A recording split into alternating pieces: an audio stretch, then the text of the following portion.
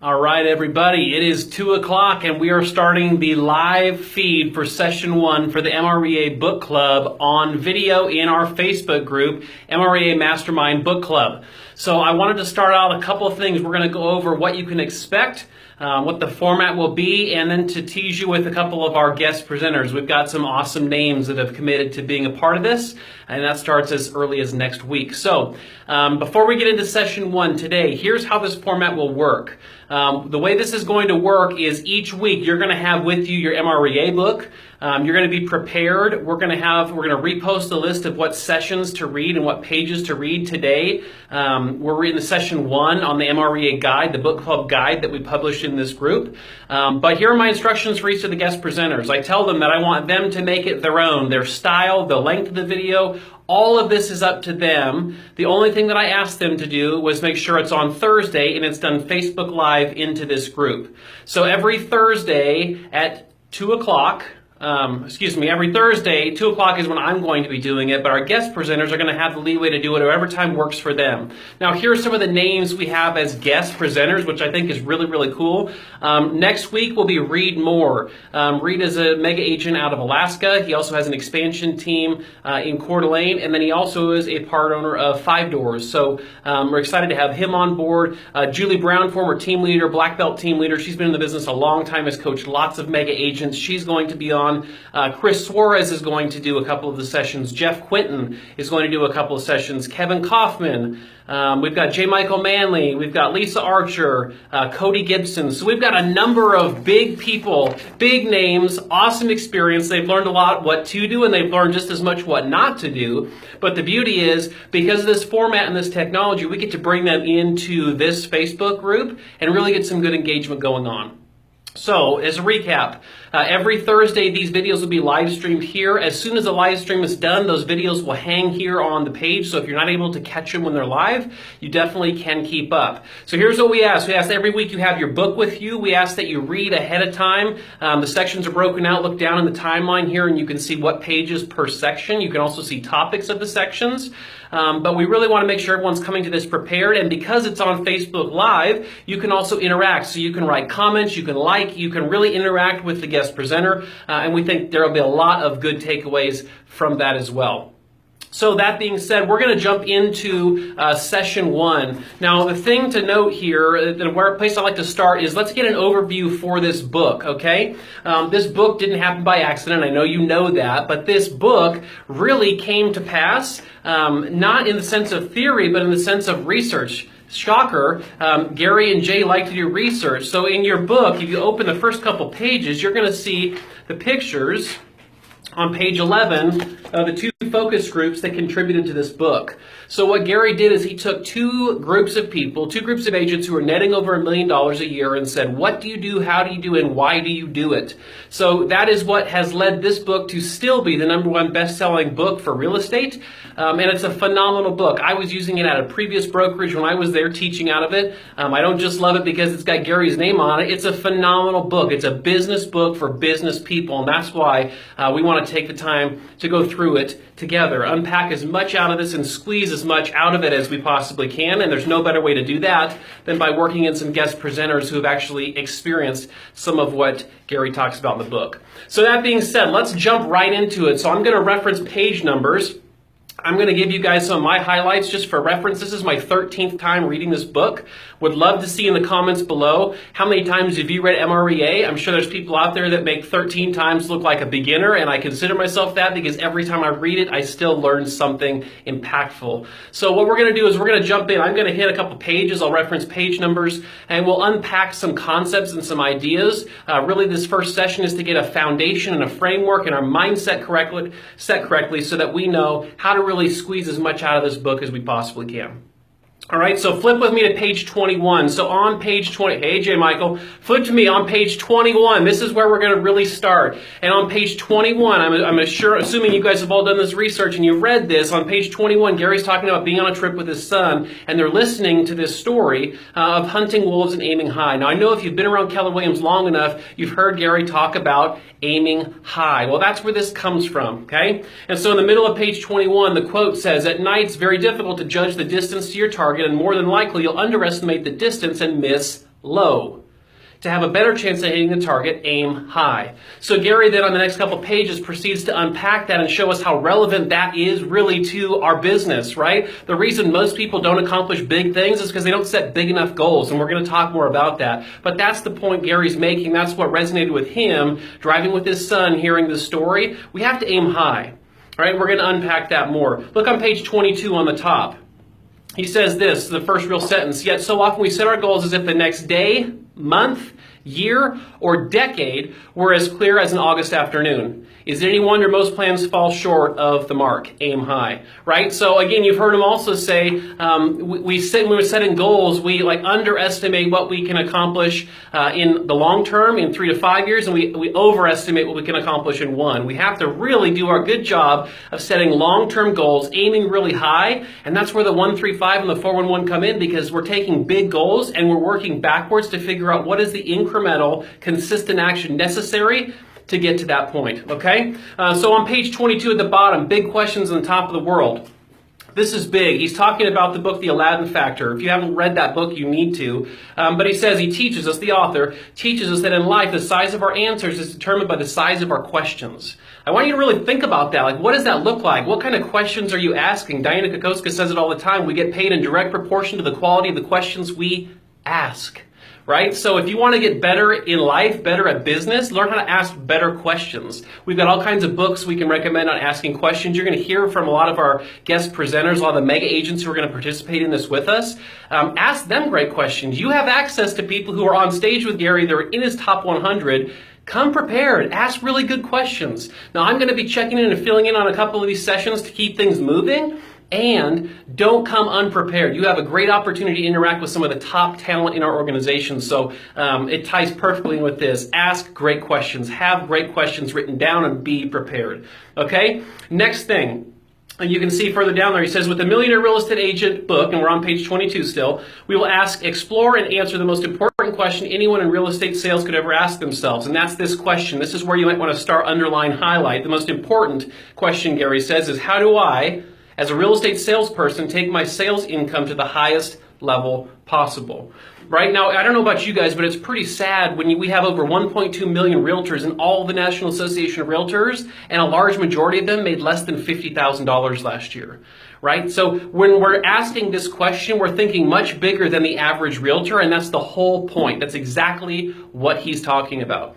Okay? So then on page 23, the key to becoming your very best is to think at a high level. Page 23 at the top, we have to think at a high level. Gary's always talking about your mindset. Where is your thinking at? What does it look like? It comes down to how big are you thinking, okay? Now he says again on page 23, small goals tend to place limits on our potential, and the big goals have a tendency, listen to this, big goals have the tendency to pull us right through the small goals on the way to achieving our big goals. So they create so much momentum. By setting bigger goals, we create momentum in our business, in ourselves, and in our lives. And as a result, that momentum pulls us right past the smaller goals that we naturally would want to set for ourselves and puts us in the path to accomplishing big, big things. Okay? It's really, really awesome. Now, the very bottom paragraph there on page 23, the formula is straightforward. Think big, act bold, and you'll live a larger life. So it's not a secret, people. It's right there. Page 26. Now this is key. This is where you hear clarity is power. On the top of page 26, one of the greatest stumbling blocks to achieving great success for most people is that they cannot get their heads around how obvious and uncomplicated success can be. I don't know about you guys, but if you've been around Keller Williams for a while, you've heard Gary talk a lot about the fact that success is incredibly boring. Right? His point is a lot of people make success out to be this really exciting thing, this thing that's really romantic and sexy and awesome and it's going to be great. And if you ask any of our guest presenters and anybody achieving anything at a super high level, they're going to tell you that success is actually pretty darn boring because it's doing the same things over and over and over and over and over again. And that's okay. We just need to know that going into it, that success is not something that is going to be mystical and we're going to be all wowed by. Success can be and normally is extremely boring. And that's okay as long as we're still achieving our goals. Okay, and then he gives an example from the book Acres of Diamonds. He talks about the first farmer selling his field to the second farmer so that the first farmer can go out and find diamonds. Turns out all along, the field that the first farmer sold was full of diamonds. They were right under his nose. They were there the whole time, and yet he was so busy looking out that he forgot and stopped and didn't take time to look what was right in front of him. And that's Gary's point in this section, is success can be simple. We as people tend to overcomplicate it. Give me a thumbs up if you guys agree with that. You guys agree that success is simple, and we as people overcomplicate it. It does not have to be that difficult, and we're going to talk more about that. All right, so flip with me if you would, page 28. All right, so page 28 at the bottom, he says this. He says, I believe you, the real estate agent, can determine your own destiny because you have a choice of two. You have a choice of either what? What does it say? Number one, practice real estate as a job, a J-O-B. I don't know about you guys, but that's what I got out of to get into real estate. That's not why I got into real estate, right? So we can either practice it as a job, or the second choice, and the choice we want for all of you, and the choice, the reason our guest presenters are committed to bringing this stuff to you, the choice we want you to make, and the choice we want to make daily, is we want to run this as a real estate business. We want to run this practice as a business, and business people operate, think, and act differently than employees. Okay, so that's what we're really looking at. All right, so flip with me now if you would. We're going to go to page 35, and really the crux of this first section, because this first section we're going through page 46. This first section, the crux of the first section is talking about modeling. Okay, and he says right there in bold, the heading on page 35, modeling the cornerstone of success. Right now, if you've been at Keller Williams, you've also noticed that a lot of successful people are doing a lot of the same things. And that's what he gets at here, is that successful people follow patterns. Successful people go and find other successful people to learn what they're doing consistently, what's made them successful, and they simply duplicate it. Ben Kinney's funny. He talks about R&D, rip off and duplicate. That's what he's talking about. You don't have to recreate the wheel. People have gone before us, and that's what Gary goes through on page 35. Now, page 37, if you would, flip to that, because this is really key. This is what kills a lot of real estate agents' business. You guys all see this chart, right? And you know what I'm talking about if you've been through this book, because this is what everybody deals with. And the reason they deal with it is because this business and success is not overly sexy. This job, this business, the path to success, succeeding at a high level, if you ask any of our guest presenters, it's not as glamorous as people make it out to be, right? It's doing the right things all the time, consistently, over and over and over again. And in the process, developing other people to do the same thing. Now we can do it at a higher level. We can help more people. Our business grows. Now what he's talking about here on page 37 with this figure, figure 1, he's talking about the trick. He says right here, right above the top of this figure 1, it says the trick to getting the most out of our creativity is to always start with a set of proven foundational models for success. Now, a lot of you getting into this business are extremely creative. A lot of you that have been in this business for a long time, you got into it and you're extremely creative, and that's okay. And what he's talking about is that's fine. It becomes a problem when we put our creativity in front of proven models and systems. Now, I know none of you have experienced this, but you all know somebody who's experienced this. They got into real estate and they led with their creativity. Instead of looking at what other successful people have did and done and modeled after them, they wanted to be creative. And so these people, instead of doing all the things which we're going to talk about, all the things they need to do to be successful, they developed a really cool business cards, and they developed a really cool website, and they developed a really cool listing presentation. They did everything that they could do to avoid doing what they need to do because it was a creative outlet for them. And in reality, that's why only 2 out of 10 realtors newly licensed last in this business past the first year. That's why. Because they're leading with creativity, not models. Gary's point is our foundation must always be models. Only until, and he says this on page 37, only until we master the models do we earn the right to add in creativity to those models. Right? So you have to ask yourself on a regular basis in your business, whatever model we're talking about, whatever part of your business we're talking about, you have to ask yourself, have I mastered this yet? And if the answer is no, you don't get to change it. Right? And he says that here.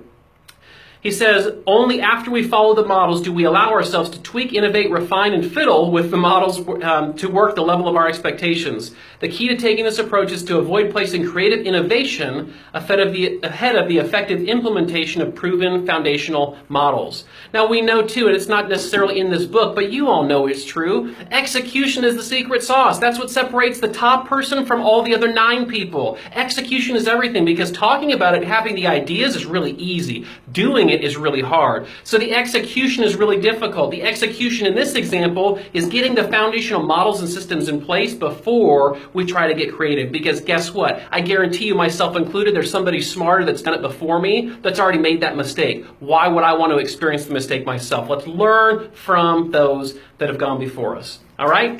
Now, on the top of page 39, you see another, or the bottom of 39, you see the chart. 39, he explains it on the top, but you see another foundational chart. Now, if you've taken 6 personal perspectives, this looks very similar to the E to P process, entrepreneurial to purposeful, right? But here's what he says, top of page 39. Starting with models, you can push your ceilings higher and eventually break through them. What he's talking about is a ceiling of achievement. If you've taken 6 personal perspectives or quantum leap, you've heard these references.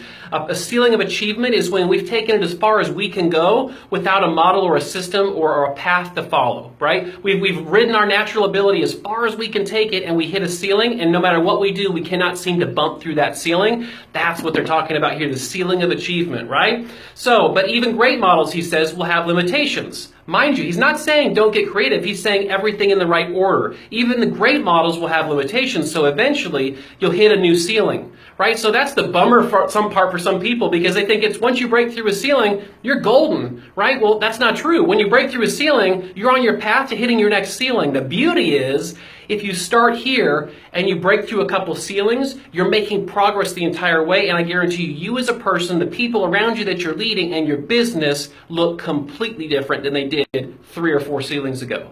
Right? So there's always going to be a ceiling. What was our ceiling today or tomorrow becomes our floor in a week or a month, right? So the faster we can identify those ceilings and break through them, the better for our business.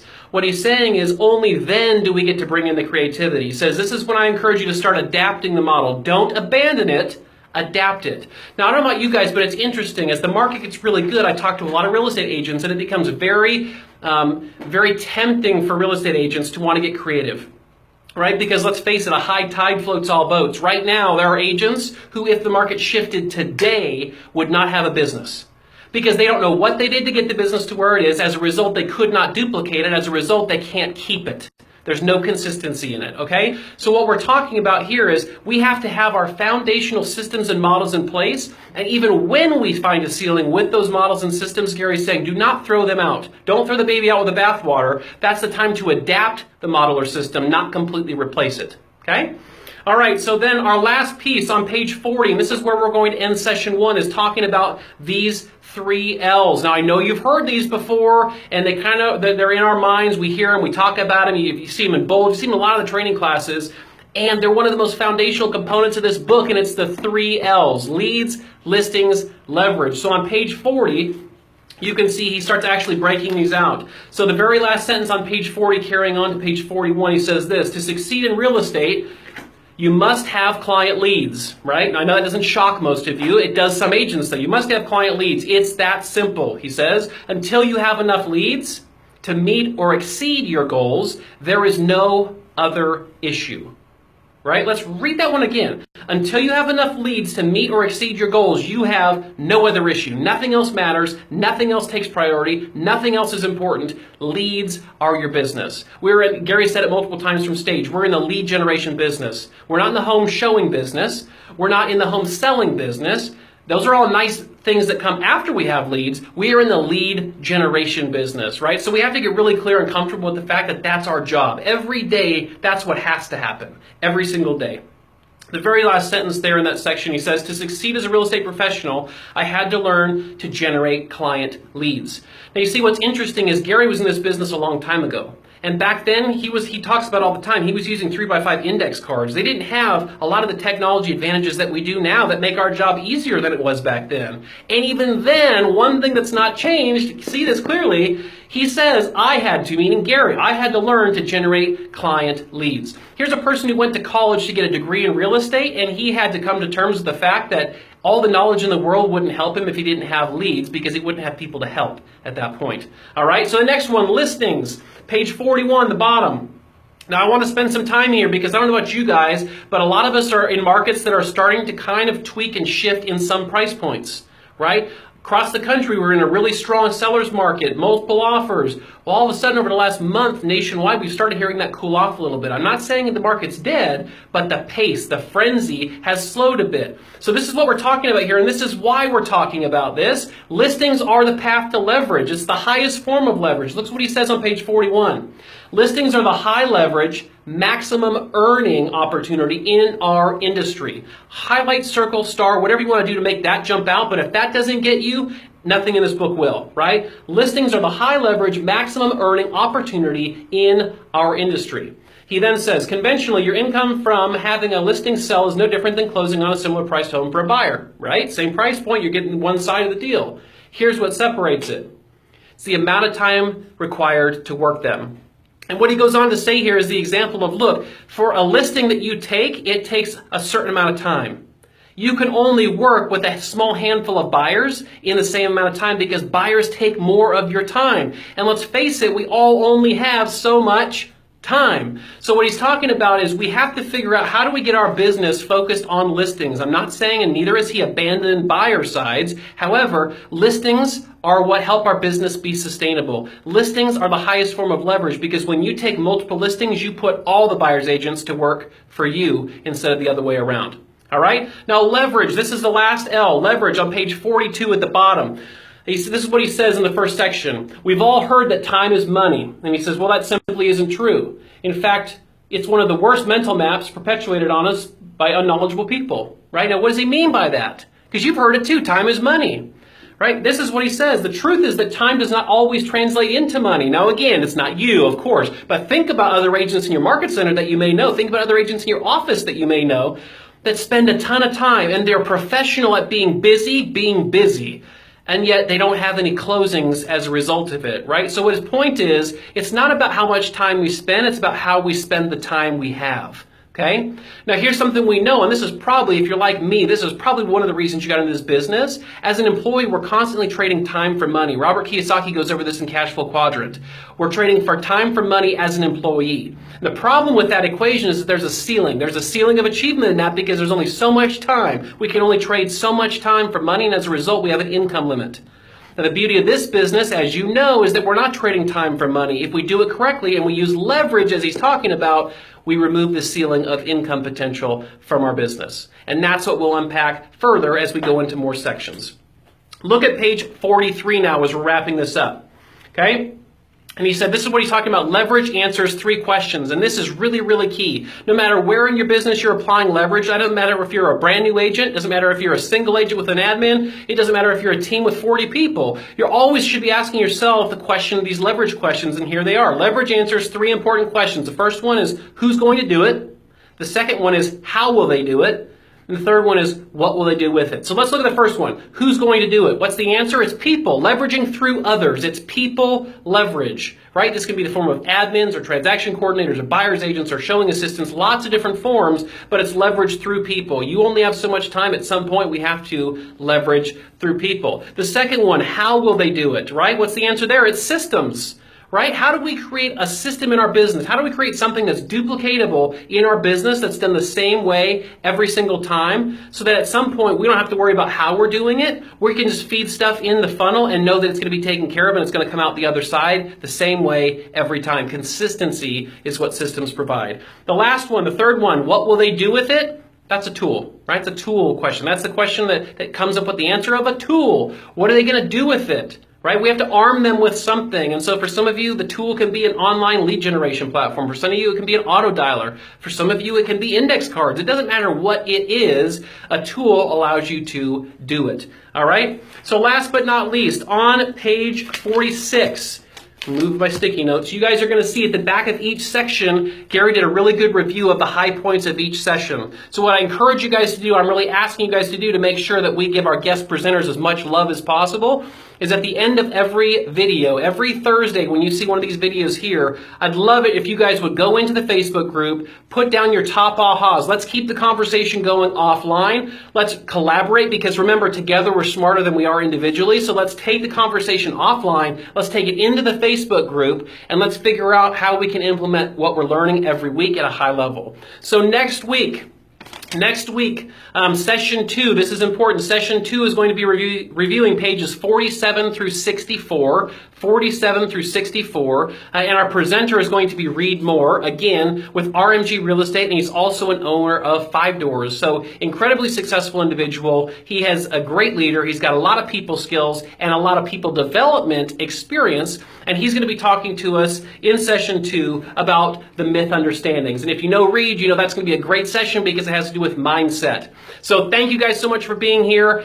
Feel free to watch this video as many times as you'd like. Feel free to invite other people to this group if you think they can benefit. And stay tuned. Again, remember, we've got people like Jay Michael and Lisa Archer, Reed Moore, Cody Gibson, Chris Suarez, Jeff Quinton, Kevin Kaufman, and I'm growing the list. We have some incredible talent, some amazing talent. Be sure to be here every Thursday. Engage on the stream while they're live. Feel free to ask them questions. And please take 5 minutes after this call to put your ahas down here below so that everyone can benefit from them. Because remember, it's not just knowledge for knowledge's sake. We want knowledge for doing sake. Thanks so much, guys. Have a good day.